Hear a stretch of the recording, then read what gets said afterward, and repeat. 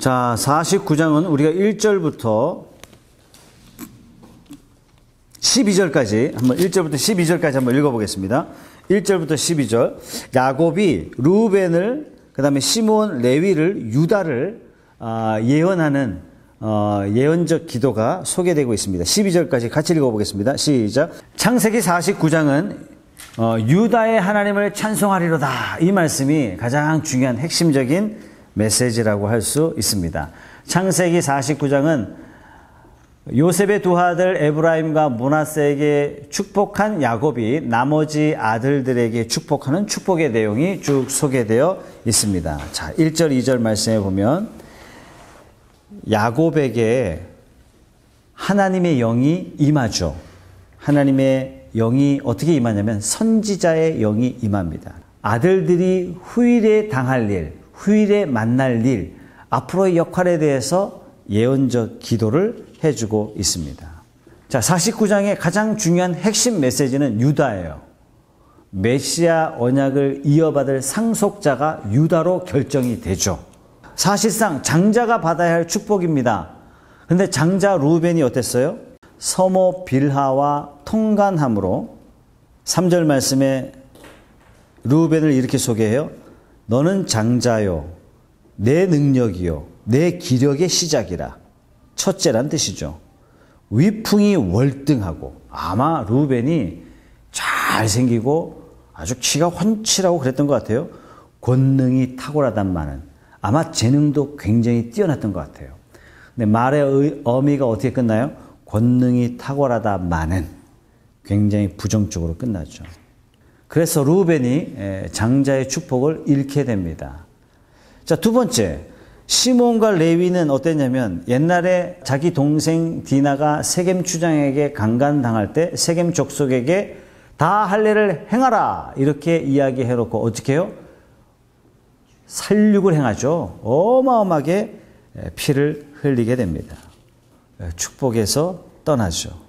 자, 그 다음에 9절 말씀에 보면 유다가 축복을 받았어요. 8절에 보니까 유다야 너는 내 형제의 찬송이 될지라. 이 말씀 기억합니까? 노아가 이야기하죠. 셈의 하나님을 찬송할지로다. 같은 말씀입니다. 유다를 사자 새끼에 비유하여 축복을 선언하죠. 10절 말씀에 귀가 유다를 떠나지 아니하며, 귀가 뭐예요? 지도자의 깃발이에요. 통치자의 지팡이가 그 발 사이에서 떠나지 아니하기를 실로가 오시기까지 이르리니, 예수님 오실 때까지 유다가 오랫동안 이스라엘의 영적인 장자 역할을 하게 될 것이다. 이런 선언이 있었고 결국 누구로부터 왕이 세워지죠? 유다 지파의 다윗으로부터 왕이 세워지고 그 다윗의 왕위가 절대로 무너지지 않습니다. 다윗의 왕위가 무너지지 않았다는 얘기는 왕들이 그 역할을 잘 감당했다가 아니라 하나님이 이렇게 약속하셨기 때문에 이렇게 되는 거예요. 자, 22절 말씀에 요셉에게 또 축복하네요. 그죠? 그 전에는 에브라임과 므낫세에게 축복했는데 요셉에게 축복해요. 요셉. 22절 말씀, 22절부터 26절까지 말씀 한번 읽어보겠습니다. 시작. 요셉은 무성한 가지 곧 샘 곁에 무성한 가지라. 그 가지가 담을 넘었도다. 활 쏘는 자가 그를 학대하며 적개심을 가지고 그를 쏘았으나 요셉의 활은 도리어 굳세며 그의 팔은 힘이 있으니 이는 야곱의 전능자 이스라엘의 반석인 목자의 손을 힘입음이라. 내 아버지의 하나님께로 말미암나니 그가 너를 도우실 것이요 전능자로 말미암나니 그가 내게 복을 주실 것이라. 위로 하나님의 복과 아래로 깊은 샘의 복과 젖먹이는 복과 태의 복이로다. 내 아버지의 축복이 내 선조의 축복보다 나아서 영원한 산 한 이 축복이 요셉의 머리로 돌아오며 그 형제 중 뛰어난 자의 정수리로 돌아오리로다. 요셉에게 축복하기를. 22절 말씀에 무성한 가지 곧 샘 곁에 무성한 가지라. 그 가지가 담을 넘었도다. 자, 담을 넘었다는 것이 자, 표면적으로 이렇습니다. 마당에 과실수를 심었는데 열매가 주렁주렁 맺혀요. 너무 풍성하게 자라다 보니까 나무가 어디를 넘어요? 담을 넘어버려요. 그래서 그 길을 지나는 사람들에게도 과실의 축복을 누릴 수 있도록 축복이 흘러 넘쳐서 이웃들에게 넘쳤다는 의미가 표면적인 의미입니다. 또 하나 상징적인 의미가 있어요.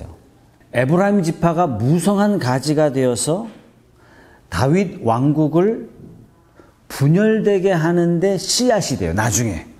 그러니까 다윗 왕국이 두 개의 나라로 찢어지는데 주도적 역할을 하게 됩니다. 영적인 의미로 담을 넘었어요. 에브라임 지파가 다윗 왕국이 나중에 분열되거든요. 이스라엘과 유다로 나눠지게 되죠. 나눠지게 되는데 에브라임 지파가 결정적인 역할을 합니다. 아주 주도적인 역할을 하게 되죠. 담을 넘었다라는 영적인 의미예요. 또 하나, 담을 넘었다는 또 하나의 영적인 의미는 뭐냐면 나중에 이스라엘 백성들이 아수르에 패망해요. 아수르의 정책이 이스라엘 백성들을 다 갈기갈기 찢어놓고 다 이주 정책을 펴니다. 모든 이스라엘 백성들이 다 흩어졌던 이스라엘 백성들이 다 나중에 이스라엘로 다 돌아와요. 돌아오는데 딱 돌아오지 않는 한 지파가 있어요. 그 어디 지파냐면 에브라임 지파입니다. 영원히 에브라임 지파가 전 세계에 흩어진 디아스포라로 남게 됩니다. 어쨌든 간에 루벤 지파는 영적인 장자권에서 왜 물러났어요? 서모 비라와 통관했기 때문에. 시몬과 레위는 왜 그랬어요? 살육을 많이 했기 때문에. 그렇다면 유다는 깨끗했나요? 유다는 좋았습니까? 유다는 하나님 앞에 정직했습니까? 유다는 하나님 앞에 거룩했습니까? 유다는 가나안 여자를 취해서 아들을 낳았어요. 아들들이 다 저주받아서 죽습니다. 유다가 나중에 며느리와 관계를 해서 아이들을 낳죠. 실제적으로 보면 유다의 행위를 따진다면 유다는 영적인 상속을 받을 수 없을 만큼 그는 거룩한 사람이 아니었어요. 로마서 9장 11절 말씀 한번 찾아보겠습니다. 그 자식들이 아직 나지도 아니하고 무슨 선이나 악을 행하지 아니한 때 택하심을 따라 되는 하나님의 뜻이 행위로 말미암지 않고 오직 부르시는 이로 말미암아 서게 하려 하사. 이 말씀은 뭐냐면 언제요? 누가요? 야곱과 에서가 태어나기 전에 하나님이 선택했다고요. 이 얘기는 뭡니까? 행위로 하나님이 선택하지 않으셨다는 얘기예요.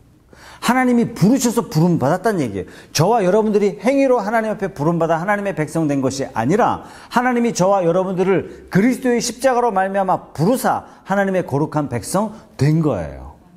하나님이 불렀기 때문에 우리의 행위에 따라서 거룩하냐 비거룩이냐라고 평가하신 것이 아니라 하나님이 부르셨기 때문에 저와 여러분들이 거룩한 백성이 된 겁니다.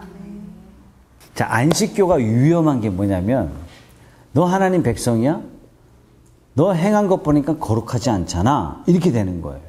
심각한 오류는 뭐냐면 그리스도의 보혈의 피를 말소시키는 거예요. 우리는 하나님의 피로 말미암아 거룩하게 되었어요. 우리는 죄가 흉악해요. 흉악한 죄에 하나님께서 피를 발라주신 거예요. 너는 행악한 것이 매우 악하나 그 피로 말미암아 면죄, 6월절 어린 양과 똑같은 거죠. 그래서 예수 그리스도께서 나에게 뭐가 되셨어요? 6월절 어린 양 되심으로 내가 하나님의 백성 된 거예요. 유다가 이렇게 부름받았습니다. 유다는 선택함을 받은 거죠. 자, 그러나 간교한 사탄은 끊임없이 우리에게 이런 도전을 합니다. 뭐라고 이야기해요? 아니, 네가 신자로서 정말 거룩하냐? 너의 삶을 네가 알지 않느냐? 만신창이가 되고도 네가 거룩한 백성이단 말이냐? 이렇게 사탄이 밀 까부르듯 우리를 들었다 놨다 할 때 어떻게 해요?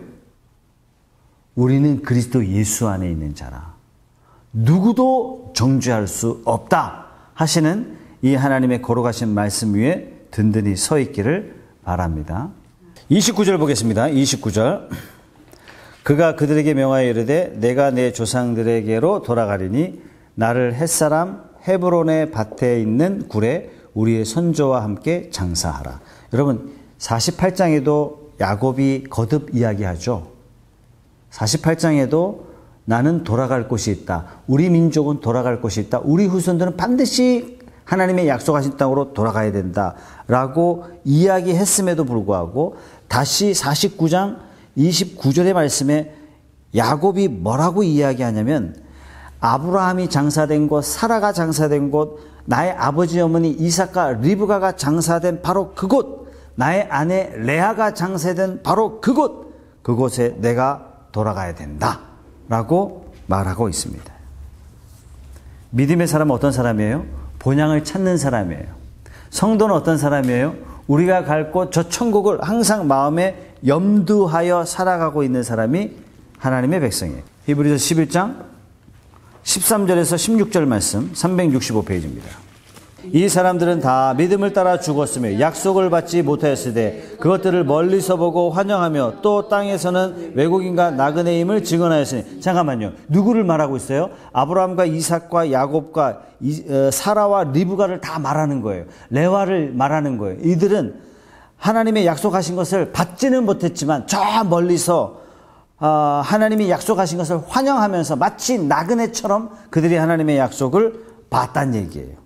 14절 시작. 그들이 이같이 말하는 것은 자기들이 본향 찾는 자임을 나타냄이라. 그들이 나온 바 본향을 생각하였더라면 돌아갈 기회가 있었으려니와 그들이 이제는 더 나은 본향을 사모하니 곧 하늘에 있는 것이라. 이러므로 하나님이 그들의 하나님이라 일컬음 받으심을 부끄러워하지 아니하시고 그들을 위하여 한 성을 예비하셨느니라.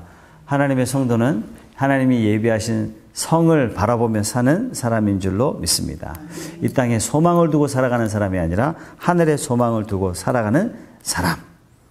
자, 그 한 사람 야곱이 이제 장례를 지내게 됩니다.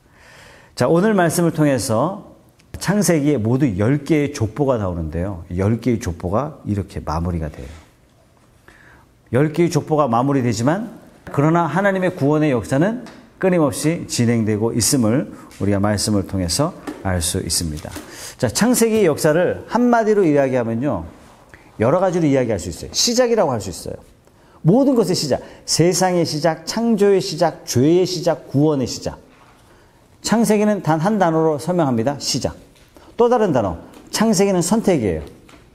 하나님이 아브라함을 선택하시고 이삭을 선택하시고 야곱을 선택하시고 유다를 선택하신 것처럼 창세기는 선택이에요. 하나님이 아브라함을 선택하시고 이삭을 선택하시고 야곱을 선택하신 그 하나님이 누구도 선택해요? 우리도 선택하신 거예요.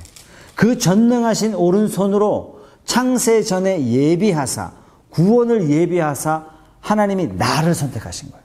나를 선택하셨다는 이 하나님의 놀라운 선택이 저와 여러분의 가슴에 새겨지기를 바랍니다. 야곱이 얼마나 행복했을까요? 유다는 얼마나 행복했을까요? 그 이상으로 저와 여러분들을 예수 그리스도 안에서 부르시고 선택하셨다는 사실. 언제예요? 창세전에. 이건 놀라운 거예요. 그 하나님을 날마다 찬양하는 겁니다. 그래서 하나님이 우리에게 주신 가장 위대한 선물이요, 가장 위대한 기적 중에 기적이요, 이것은 뭐냐면 창세전에 나를 부르셨다는 사실. 창세전에 나를 구원하시려고 세상을 움직이시기 시작하셨다는 사실. 이 사실을 잊지 마시고 이 사실 때문에 날마다 감격하고 이 사실 때문에 높으신 하나님을 찬양하고 경배하는 저와 여러분 되시기 바랍니다.